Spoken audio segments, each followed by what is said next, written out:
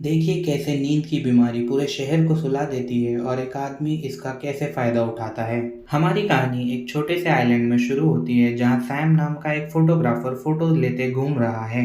वहां हर कोई सो रहा होता है।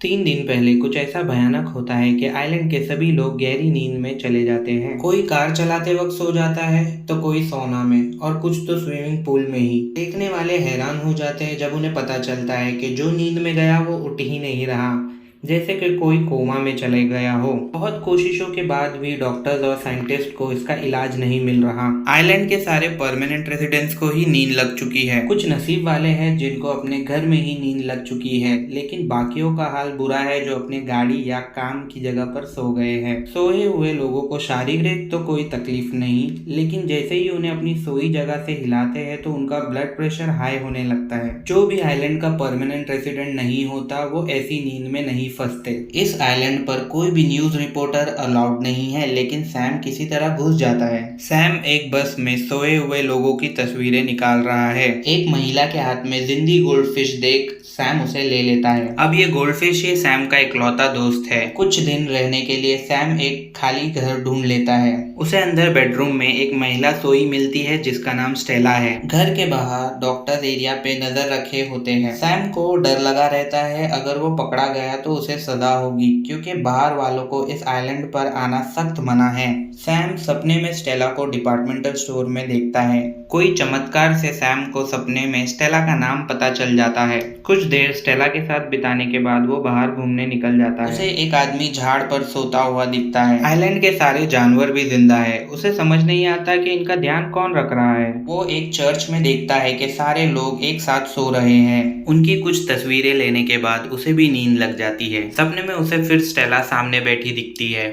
स्टेला सैम से कहती है कि वो पैसे के लालच में गलत कर रहा है और उसे इस आइलैंड पे नहीं होना चाहिए। सैम जवाब देता है कि वो पैसों के लिए नहीं, तजुर्बे के लिए आया है।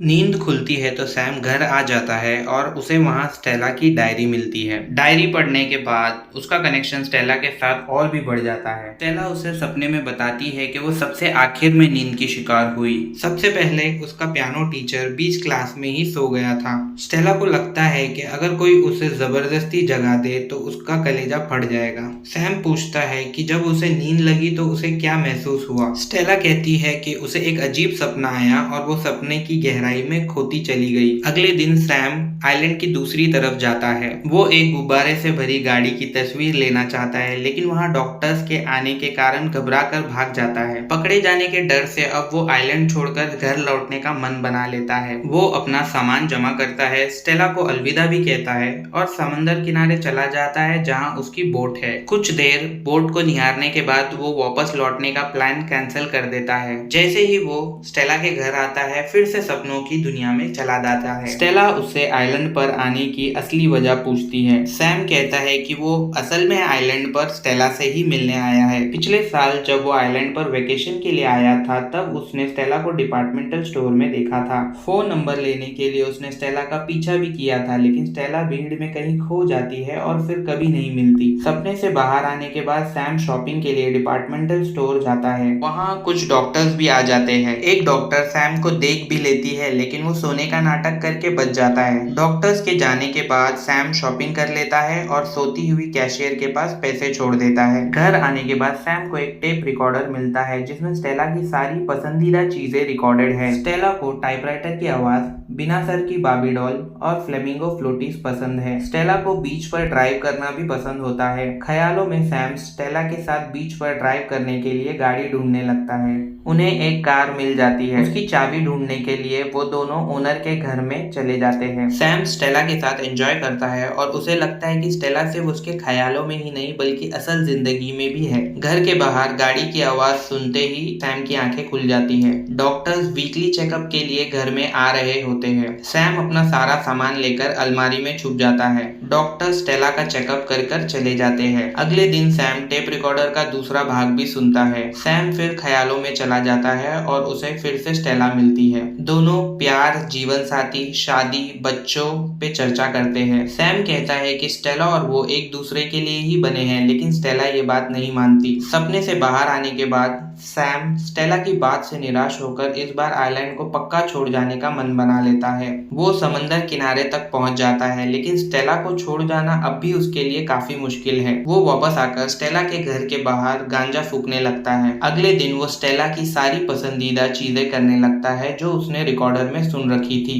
वो लजानिया बनाता है और स्टेला की वाइन ग्लास में बियर भी पीता है। नशे में उसे फिर स्टेला दिखाई देती है। स्टेला उसके वापस लौट आने पर चिढ़ जाती है और कहती है रिकॉर्डर में कई सारी बातें सच नहीं है। सैम को एहसास होता है कि स्टेला सही कह रही है, क्योंकि असल जिंदगी में वो तो कभी स्टेला से मिला भी नहीं और इनकी रिलेशनशिप बस सैम के दिमाग का वहम है। स्टेला उसे आइलैंड छोड़कर चले जाने को कहती है। अगली सुबह जब वो जाने के लिए निकलता है तो उसे अजीब सा महसूस होता है। उसे खूब प्यास लगती है और उसे अजीब से दृश्य भी दिखाई देते हैं। वो प्यास बुझाने के लिए एक घर में घुस जाता है। वो जितना पानी पीता है उसे उतनी ज्यादा प्यास लगती है। उसे नींद लग जाती है और सपने में दीवारें उसके करीब आकर उसे जकड़ने लगती है और वो बेचैनी से घबरा जाता है। तभी उसे ख्यालों में स्टेला का कॉल आता है और वो उसे घर बुला लेती है। सैम की नींद टूटती है और वो भागकर स्टेला के पास चला जाता है। सैम सोचता है कि अगर वो भी इस नींद का शिकार होता है तो वो स्टेला के पास ही सो जाएगा, लेकिन उसे डर होता है कि ये नींद उसे भी जकड़ लेगी। पूरे दिन बैठकर वो स्टेला के लिए ढेर सारे संदेश लिखता है और रात होते ही उसे भी कोमा वाली नींद लग जाती है। कुछ दिनों के बाद स्टेला की नींद खुल जाती है। हफ्तों सोने के बाद उसके शरीर में बिल्कुल जान नहीं बचती।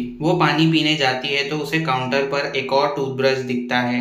वो समझ जाती है कि घर में कोई और भी रह रहा है। सैम को लिविंग रूम में सोता देख कंफ्यूज हो जाती है। वो सैम को जगाने की भी कोशिश करती है, लेकिन सैम नहीं जागता। घर में उसकी कुछ पसंदीदा चीजें भी रखी होती है, जैसे कि बिना सर की बार्बी डॉल और बड़ा सा फ्लेमिंगो फ्लोटी। उसे पता चलता है कि सैम ने उसके रखे रिकॉर्डर को सुना है और उसकी डायरी भी पढ़ी है। वो गुस्से में जाकर सैम को मारने लगती है। तभी उसे सैम के लिखे हुए मैसेजेस मिलते हैं। मैसेज में रिकॉर्डर सुनने के लिए वो स्टेला से माफी मांगता है। उसने स्टेला के लिए मैसेजेस में कई सारे और भी अच्छी बातें लिख रखी होती है। मैसेजेस पढ़ने के बाद स्टेला शांत हो जाती है। उसे महसूस होता है कि सैम उसे काफी अच्छी तरीके से जानता है और वो भी सैम को काफी बरसों से पहचानती है, जबकि दोनों कभी मिले भी नहीं हैं। अब स्टेला को सपनों में सैम दिखाई देने लगता है। वो दोनों सैम की पसंद और नापसंद काफी बारीकी से चर्चा करते हैं, ठीक उसी तरह जैसे सैम अपने सपनों में स्टेला से बातें किया करता था। स्टेला भी सैम का उसी तरह ध्यान रखती है जैसे कि सैम ने उसका रखा था। एक दिन सुबह जब स्टेला सोकर उठती है तो सैम भी जगा हुआ मिलता है। ये इनकी पहली असल मुलाकात है, लेकिन फिर भी इन्हें लगता है कि ये जन्मों के प्रेमी हैं और बस सालों के बाद मिल रहे हैं। दोनों ही नींद से छुटकारा पाने के बाद बड़े ही खुश हो जाते हैं। फिल्म के आखिरी सीन में दिखाया है कि बस में जिस महिला के पास एक गोल्ड फिश थी, अब उसके बैग में 2 गोल्ड फिशेस है। जैसे सैम को स्टेला मिल गई, वैसे ही इस मछली को भी उसकी पार्टनर मिल गई है और इसी तरह हमारे फिल्म की हैप्पी एंडिंग होती है। फिल्म अगर आपको अच्छी लगी और ऐसे नई मूवी नरेशन के लिए वीडियो को लाइक और चैनल को प्लीज सब्सक्राइब कर दीजिए।